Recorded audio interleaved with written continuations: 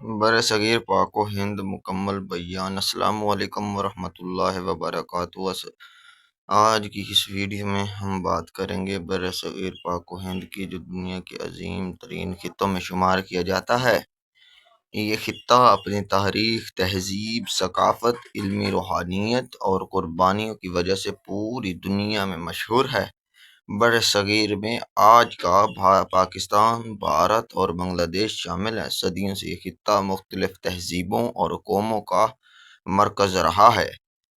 سب سے پہلے اگر ہم قدیم تاریخ کی بات کریں تو برصغیر میں ہزاروں سال پہلے ایک عظیم تہذیب آباد تھی، جسے انڈس ویلی سویلائزیشن کہا جاتا ہے۔ موہنجو داڑو اور ہڑپا جیسے شہر اس تہذیب کے اہم مراکز تھے۔ یہاں کے لوگ بہت مہذب، تعلیم یافتہ اور ترقی یافتہ تھے۔ ان کے بنائے ہوئے شہر، نکاسی آب کے نظام اور عمارتیں آج بھی دنیا کو حیران کر دیتی ہیں۔ وقت گزرتا گیا اور برصغیر میں مختلف قومیں آئیں۔ اس خطے میں ہندو مت اور بدھ مت جیسے مذاہب پھیلے۔ پھر اسلام کی روشنی اس سرزمین تک پہنچی۔ عرب کے تاجروں اور صوفیاء کرام نے اسلام کی خوبصورت پیغام کو عام کیا۔ خواجہ محی الدین چشتی، داتا گنج بخش اور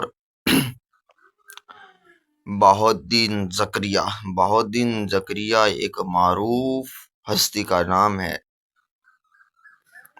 جیسے بزرگوں نے محبت، اخوت، انسانیت کا درس دیا۔ ان بزرگوں کے اخلاق اور کردار سے متاثر ہو کر لاکھوں لوگوں نے اسلام قبول کیا۔ بعد میں برصغیر پر مختلف مسلم حکمرانوں نے حکومت کی۔ دہلی سلطنت اور پھر مغلیہ امپائر یعنی کہ مغلیہ سلطنت قائم ہوئی۔ مغلیہ دور کو برصغیر کی تاریخ کا سنہری دور کہا جاتا ہے۔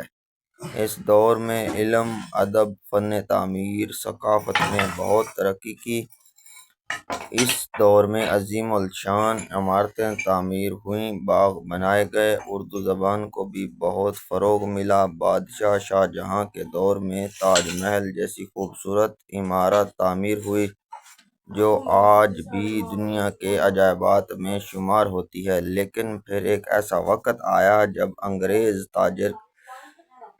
تجارت کے بہانے برصغیر میں داخل ہوئے۔ آہستہ آہستہ انہوں نے پورے خطے پر قبضہ کر لیا۔ برٹش راج کے دور میں لوگوں پر بہت ظلم کیے گئے۔ مسلمانوں کی سیاسی، تعلیمی اور معاشی حالت کمزور ہو گئی، لیکن مسلمانوں نے ہمت نہ ہاری اور آزادی کی جدوجہد شروع کی۔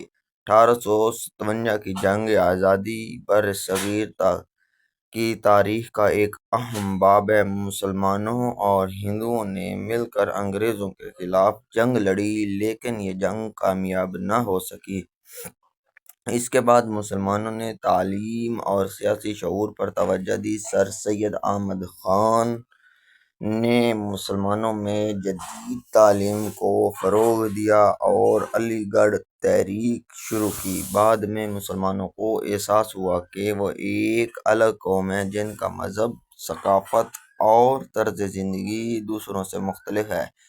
اس سوچ کو علامہ محمد اقبال نے اپنے اشعار اور خطبات کے ذریعے محفوظ کیا۔ انہوں نے مسلمانوں کے لیے ایک الگ وطن کا خواب پیش کیا۔ اس خواب کو حقیقت بنانے کے لیے محمد علی جناح نے بھرپور قیادت کی۔ مسلمانوں نے بے شمار قربانیاں دیں، لاکھوں لوگوں نے ہجرت کی اور آخر کار پارٹیشن آف انڈیا کے نتیجے میں 14 اگست 1947 کو پاکستان مرز وجود میں آیا۔ یہ دن مسلمانوں کی جدوجہد، قربانیوں اور اتحاد کی علامت بن گیا۔ آج برصغیر پاک و ہند دنیا کے اہم خطوں میں شمار ہوتا ہے۔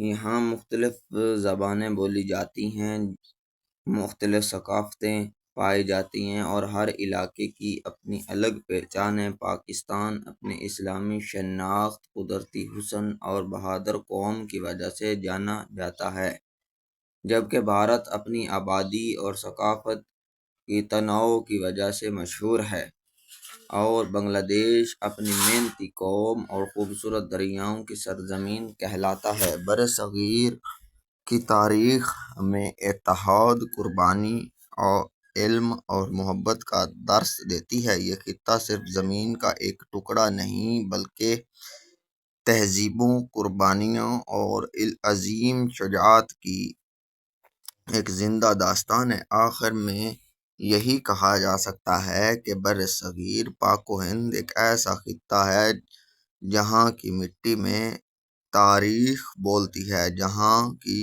فضا میں تہذیب کی خوشبو ہے اور جہاں کے لوگوں نے آزادی کے لیے بے شمار قربانیاں دی۔ اگر آپ کو یہ معلومات پسند آئے تو ویڈیو کو لائک، شیئر اور چینل کو سبسکرائب ضرور کریں۔ خدا حافظ، اللہ حافظ، پھر ملتے ہیں نیکسٹ ویڈیو کے ساتھ۔